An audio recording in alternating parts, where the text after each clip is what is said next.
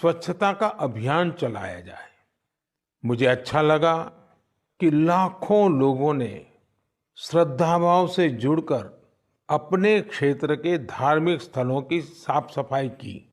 मुझे कितने ही लोगों ने इससे जुड़ी तस्वीरें भेजी हैं, वीडियो भेजे हैं। ये भावना रुकनी नहीं चाहिए। ये अभियान रुकना नहीं चाहिए। सामूहिकता की यही शक्ति हमारे देश को सफलता की नई ऊंचाई पर पहुंचाएगी। मेरे प्यारे देशवासियों, इस बार 26 जनवरी की परेड बहुत ही अद्भुत रही। लेकिन सबसे ज्यादा चर्चा परेड में विमेन पावर को देखकर हुई।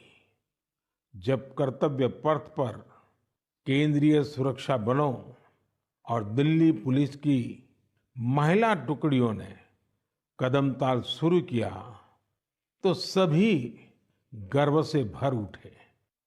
महिला बैंड का मार्च देखकर, उनका जबरदस्त तालमेल देखकर देश विदेश में लोग झूम उठे। इस बार परेड में मार्च करने वाले 20 दस्तों में से 11 दस्ते महिलाओं के ही थे। हमने देखा कि जो झांकी निकली उसमें भी सभी महिला कलाकार ही थी। जो सांस्कृतिक कार्यक्रम हुए उसमें भी करीब 1,500 बेटियों ने हिस्सा लिया था। कई महिला कलाकार शंख, नादस्वरम और नागदा जैसे भारतीय संगीत वाद्य यंत्र बजा रही थी। डीआरडीओ ने जो झांकी निकाली उसने भी सभी का ध्यान खींचा। उसमें दिखाया गया कि कैसे नारी शक्ति जल, थल, नभ, साइबर और स्पेस हर क्षेत्र में देश की सुरक्षा कर रही है।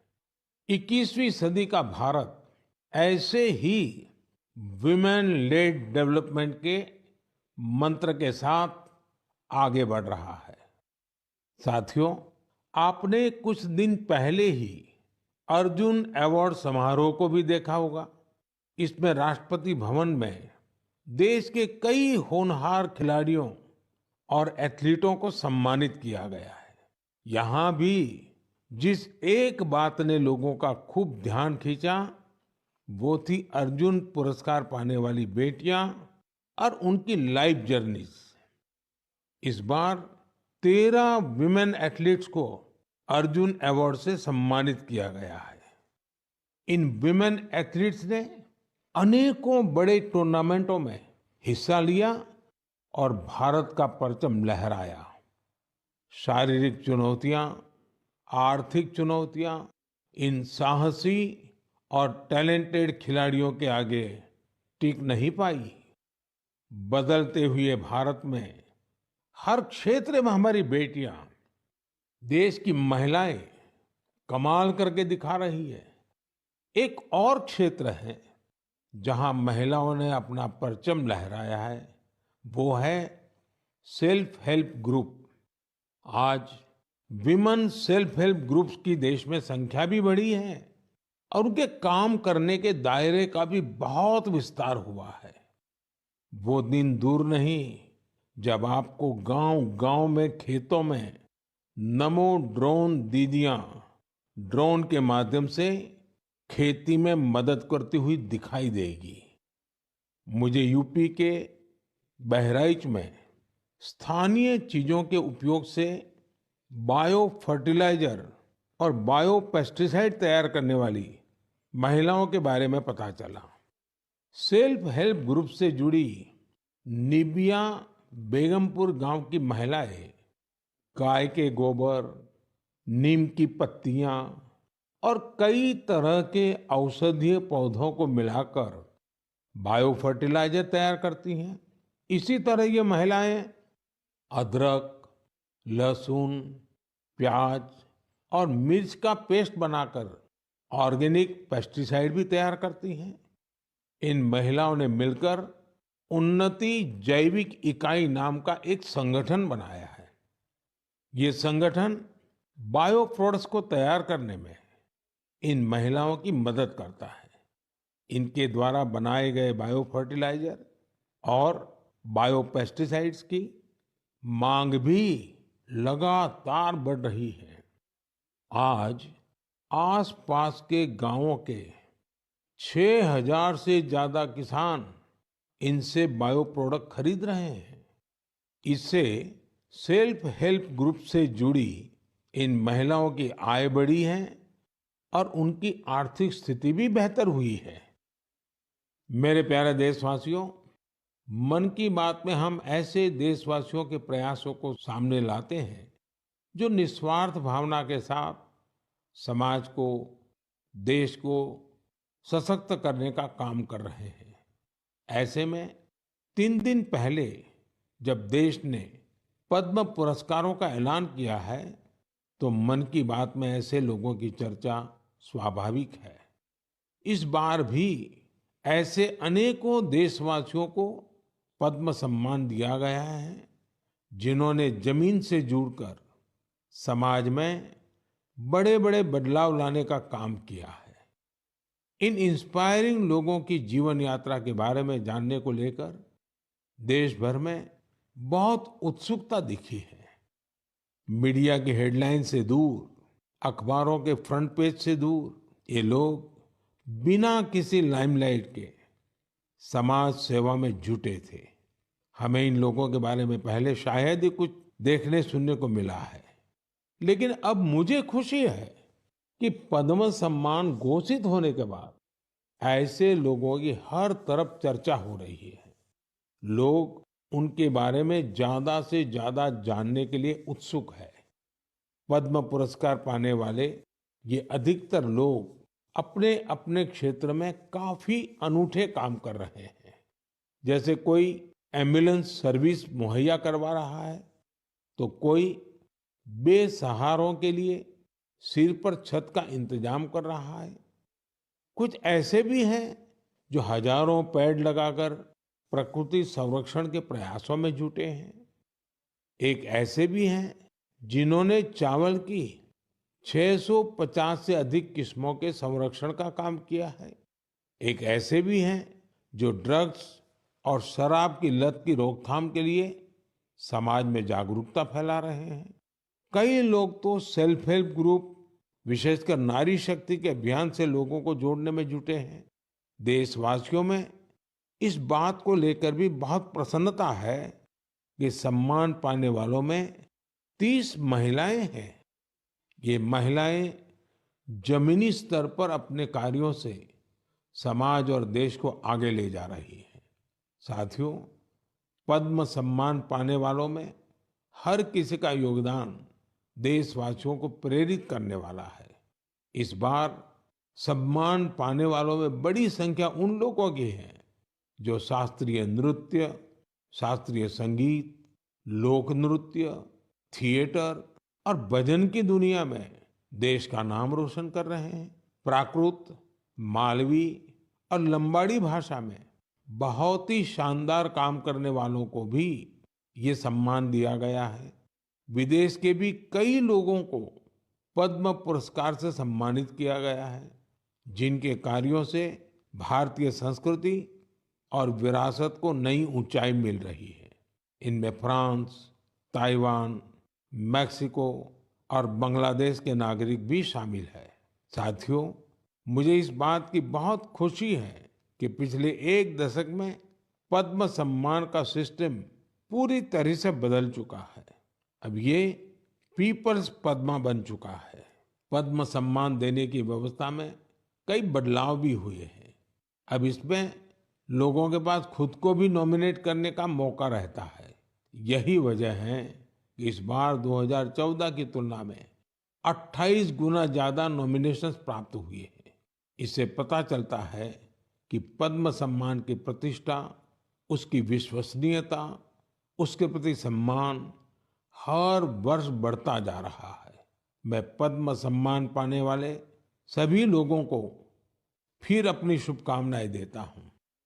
मेरे प्यारे देशवासियों, कहते हैं हर जीवन का एक लक्ष्य होता है।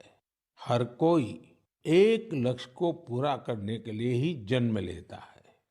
इसके लिए लोग पूरी निष्ठा से अपने कर्तव्यों का पालन करते हैं। हमने देखा है कि कोई समाज सेवा के माध्यम से, कोई सेना में भर्ती होकर, कोई अगली पीढ़ी को पढ़ाकर अपने कर्तव्यों का पालन करता है।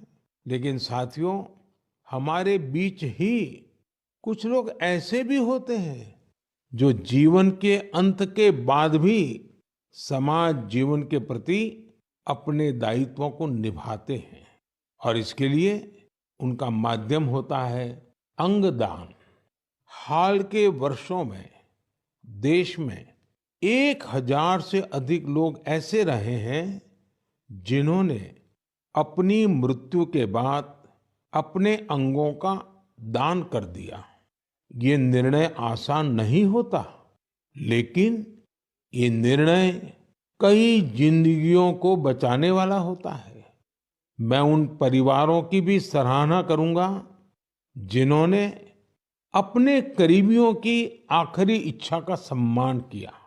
आज देश में बहुत से संगठन भी इस दिशा में बहुत प्रेरक प्रयास कर रहे हैं। कुछ संगठन लोगों को अंगदान के लिए जागरूक कर रहे हैं।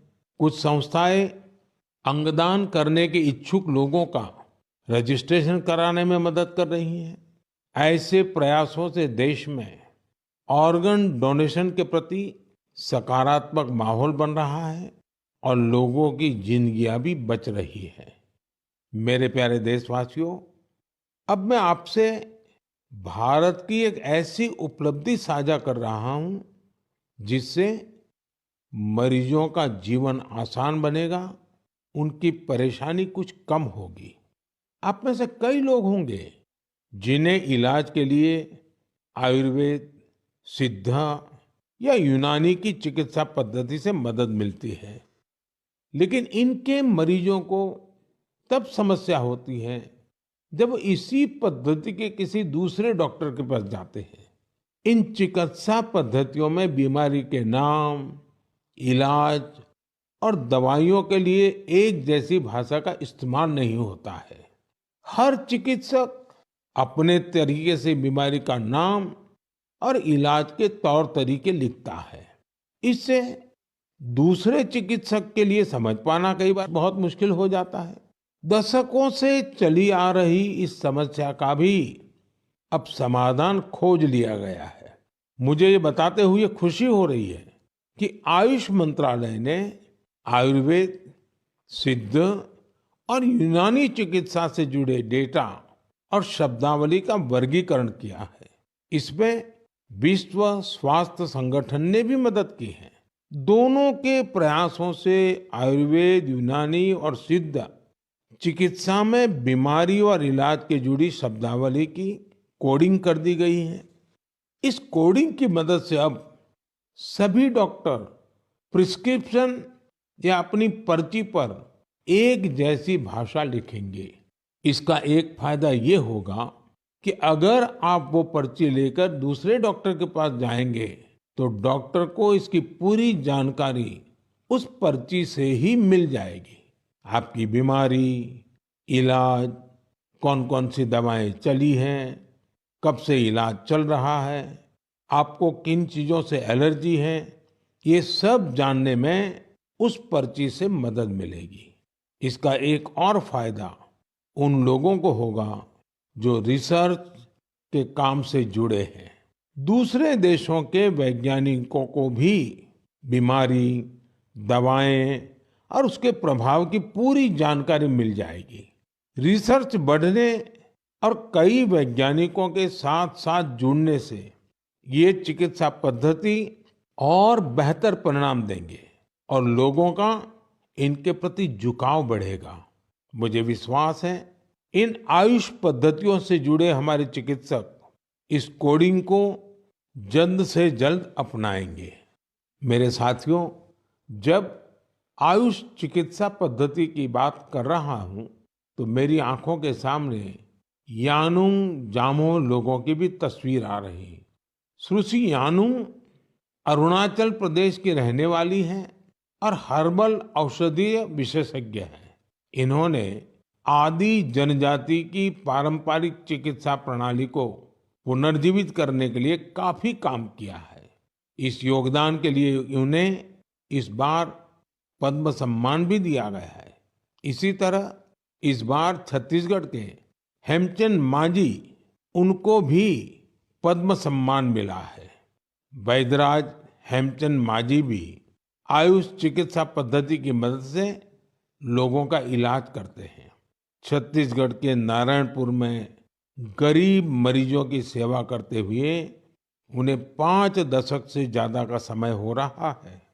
हमारे देश में आयुर्वेद और हर्बल मेडिसिन का जो खजाना छिपा है, उसके संरक्षक में सुश्री यानुंग और हेमचंद जी जैसे लोगों की बहुत बड़ी भूमिका है।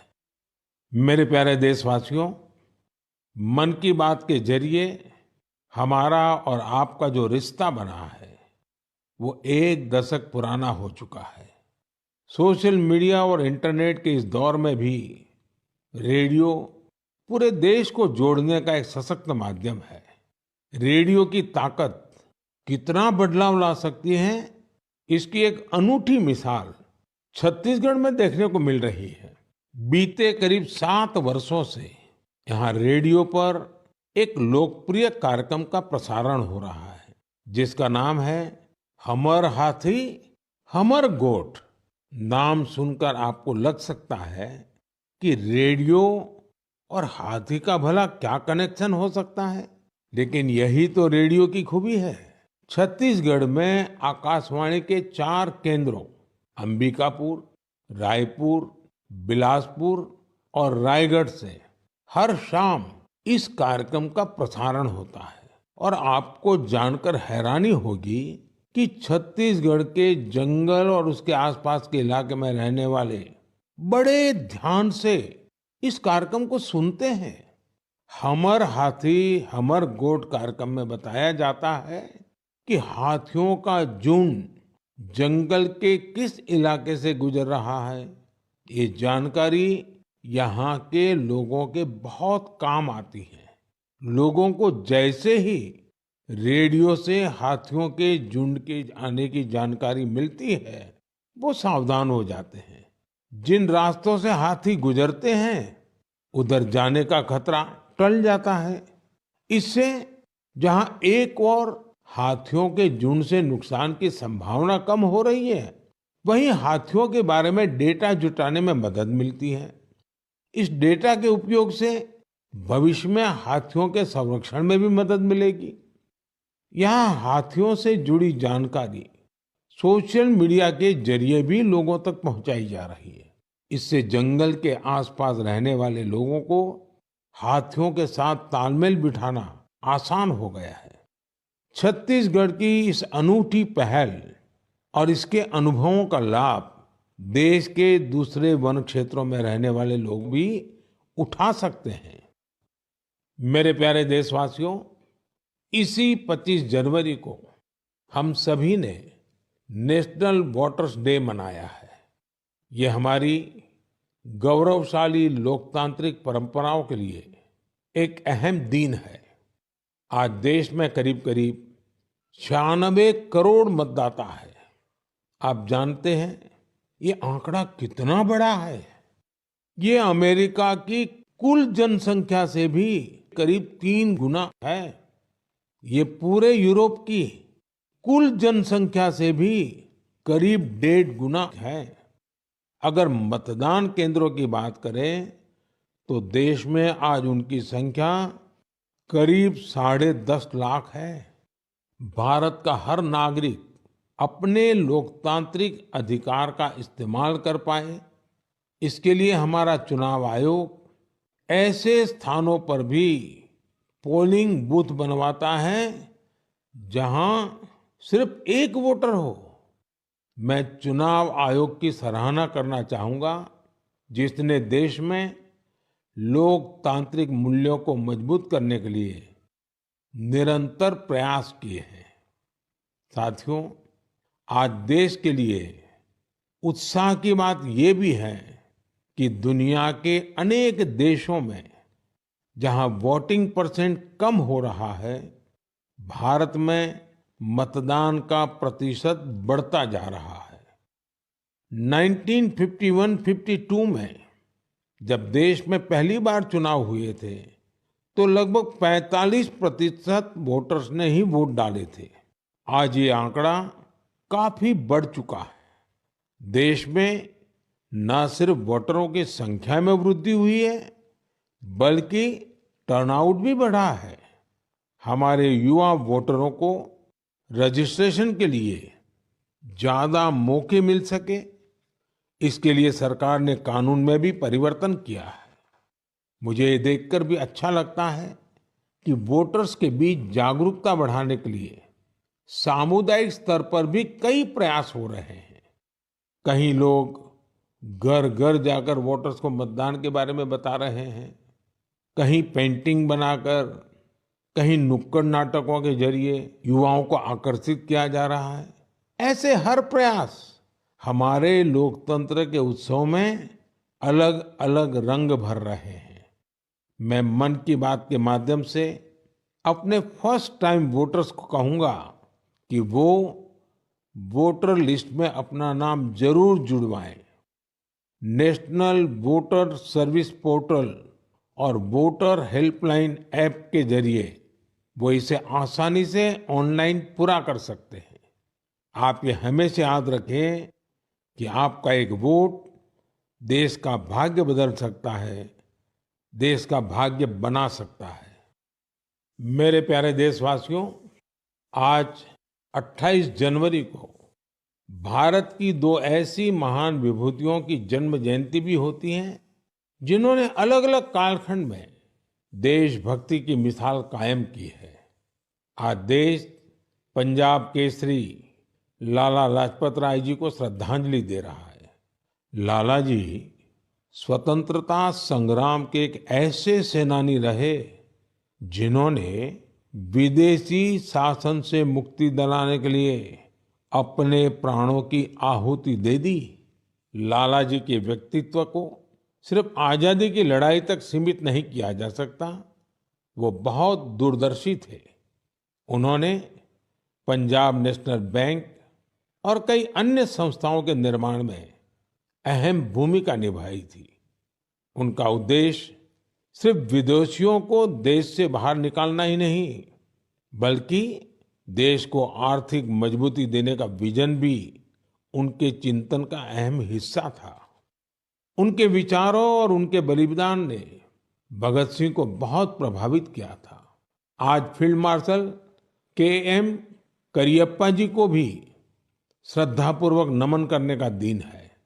उन्होंने इतिहास के महत्वपूर्ण दौर में हमारी सेना का नेतृत्व कर साहस और शौर्य की मिसाल कायम की थी।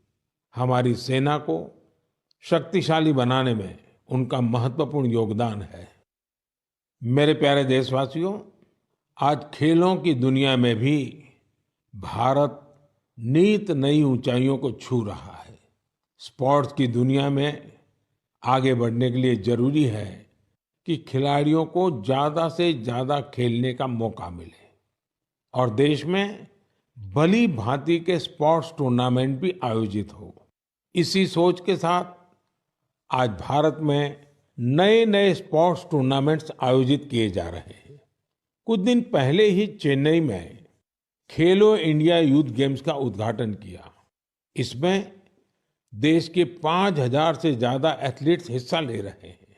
मुझे खुशी है कि आज भारत में लगातार ऐसे नए प्लेटफॉर्म तैयार हो रहे हैं जिनमें खिलाड़ियों को अपना सामर्थ्य दिखाने का मौका मिल रहा है। ऐसा ही एक प्लेटफॉर्म बना है बीच गेम्स का, जो दीव के अंदर उसका आयोजन हुआ था। आप जानते ही हो, दीव केंद्र शासित प्रदेश है, सोमनाथ के बिल्कुल पास है।